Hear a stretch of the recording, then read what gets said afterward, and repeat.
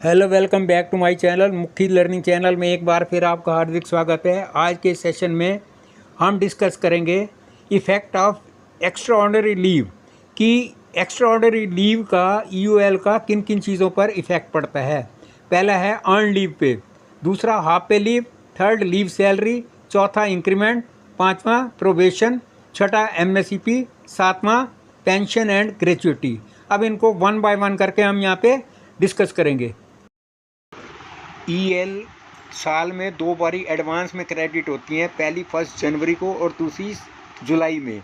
यदि किसी एम्प्लॉई ने फर्स्ट हाफ ईयरली में ईयूएल अवेल किए हैं तो उसका इफ़ेक्ट जो है वो जुलाई में होगा और जिसकी डिडक्शन होगी 1/10 of the period of such leave subject to maximum of 15। अब rule 27(3) of CCS leave rule ये कहता है। अब हम इसको एक एग्जांपल के थ्रू इसको समझेंगे। यदि किसी एम्प्लॉय ने 30 दिन की छुट्टी 30 दिन की ईयूएल अवेल की है 1 अप्रैल से 30 अप्रैल तक, और जो उसकी 1 जुलाई को जो क्रेडिट होगा वो 15 छुट्टी का एडवांस जो क्रेडिट होना था उसमें से वो 3 माइनस हो जाएंगी।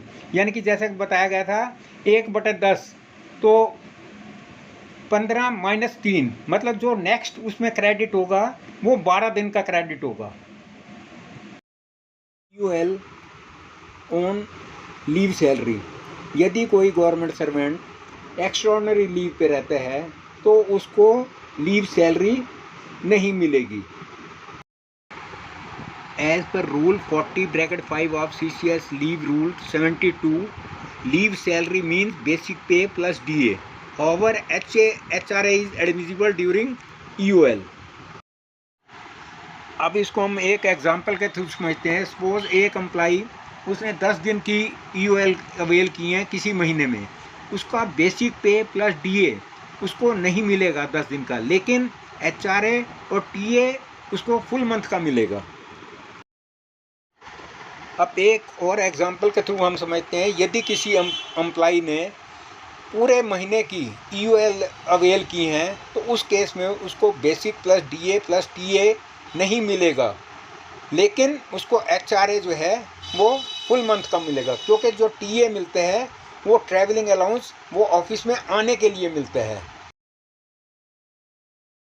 As effect of EUL on increment, as per point 3 of DOPT OM dated 16 February 2009, establishment page 1 dated 2 July 2010। इसमें क्लैरिफाई किया गया है कि यदि कोई एम्प्लॉई 6 महीने ईयूएल पे रहता है विदाउट एनी मेडिकल सर्टिफिकेट, तो जो उसकी नेक्स्ट एनुअल इंक्रीमेंट है वो अगले साल ही लगाई जाएगी। Effect of EOL on probation, as per DOPT OM number 28020/2017, establishment C dated 9 अक्टूबर 2017। इसमें कहा गया है कि यदि कोई एम्प्लॉई प्रोबेशन पे है तो उसकी कम से कम 75% अटेंडेंस होनी चाहिए। यदि वो कम है तो जो लीव अवेल की गई हैं वहाँ तक उसको एक्सटेंड किया जा सकता है, लेकिन जो प्रोबेशन पीरियड है वो उससे डबल नहीं होना चाहिए। मान लो किसी का 1 साल का प्रोबेशन है और उसको 2 साल तक किया जा सकता है, लेकिन इससे बियॉन्ड नहीं। Effect of EOL on MACP, DOPT की गाइडलाइन में क्लियर कट कहा गया है कि MACP जो है वो 30 साल की सर्विस में 3 फाइनेंशियल अपग्रेडेशन होगी। पहली 10 साल के बाद रेगुलर सर्विस के बाद, दूसरी 20 साल के बाद और तीसरी 30 साल के बाद। और इसके साथ में रेगुलर सर्विस के अंदर जो कोई एम्प्लॉई चाहे वो डेपुटेशन पे रहा है या फॉरेन सर्विस में रहा है या स्टडी लीव पे रहा है, वो सारी छुट्टियां जो कि कॉम्पिटेंट अथॉरिटी द्वारा सैंक्शन की गई हैं।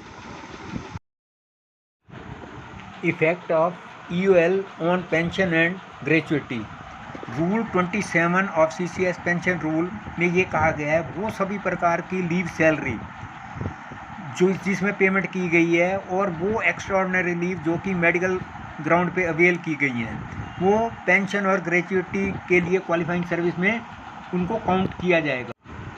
इसके अतिरिक्त उन ईयूएल को जो बिना मेडिकल सर्टिफिकेट के लिए अवेल की गई हैं लेकिन वो या तो दंगे फसाद होने की वजह से वो एम्प्लॉय ड्यूटी नहीं कर सका, या फिर उसको हायर साइंटिफिक या टेक्निकल स्टडीज़ के लिए ग्रांट की गई हैं, उनको भी क्वालिफाइंग सर्विस में काउंट किया जाएगा।